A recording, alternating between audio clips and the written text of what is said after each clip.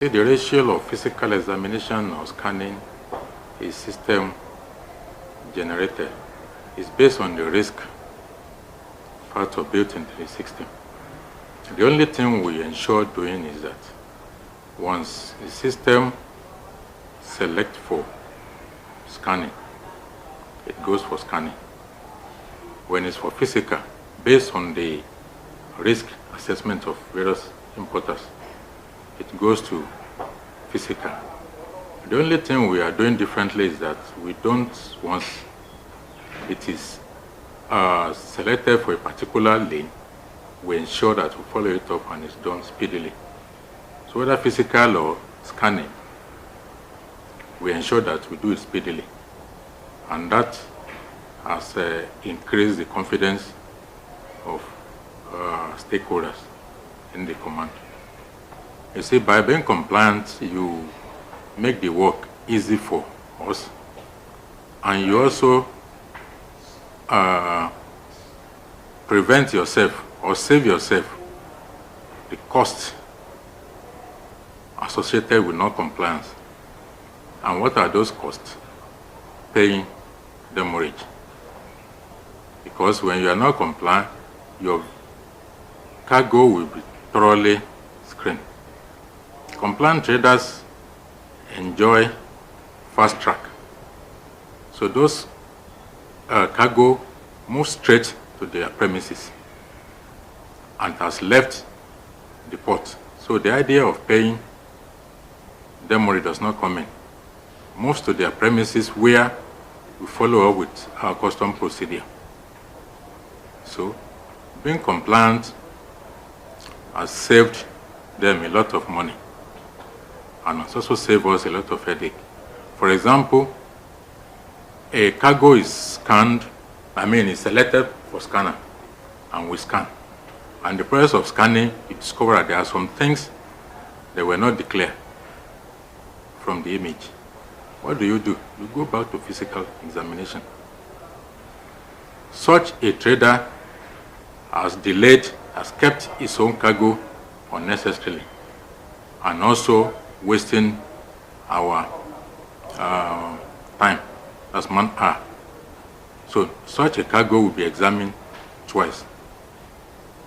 The time you are using for that should have been used for to take care of other consignment. So that's why I said compliance plays a lot, in fact, major role in the cargo clearance system. And that's why we continue to preach to them that being a compliant trader actually saves them a lot of hassles. For those of us who are aware, just last month the CGC launched Authorized Economic Operators, and that is also an advanced, it has taken fast track further, and those on that will be given presidential treatment. But you see, we don't give you because we like your face, we don't like your face. You earn it. And how do you earn it?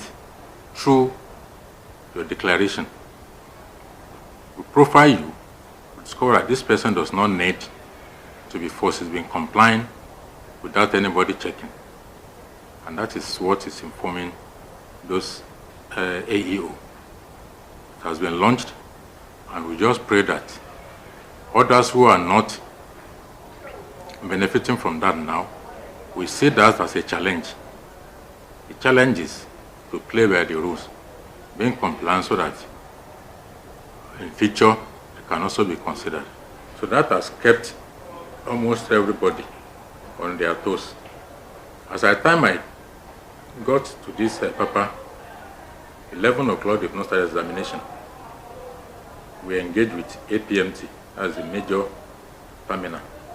And by now, 9 o'clock, we agree, we sat down and we agree, 9 o'clock, and they're working to it. The other day I was scanning, they didn't even know I was coming, and I met them. I was just walking, I don't want to know that you are there. In fact, when I go, I don't go to the Terminal X office. I go to where the operation is taking place. If it's examination, I go to the examination bay, just stay there. So it's in the process of them knowing that I am around, You see them running. So that has kept everybody on their toes. They now know that a CSA can come unannounced. So this idea of late coming has reduced. This idea of you having work to do and lazing around has reduced because they don't even know when next you visit.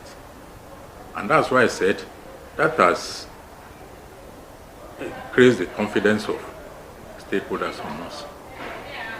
The stakeholders will only see you there. They don't even know you are coming. Sometimes we met them trying to argue one thing or the other with our officers. Before you know it, they look back, they see the controller. And they are free to relate their problem. And like I told them when I assumed office, I said, I'm going to maintain an open door policy. And that we've been doing at a very great cost anyway. Because some of them call you 1 a.m., 12 midnight, but then we have to attend to their problems. Those who call you at that, those others have problems. They couldn't sleep. So if they can't sleep, then you think you will sleep, you are only deceiving yourself. And that's why my own policy is that let's address those problems so that when you sleep, I can also sleep perfectly.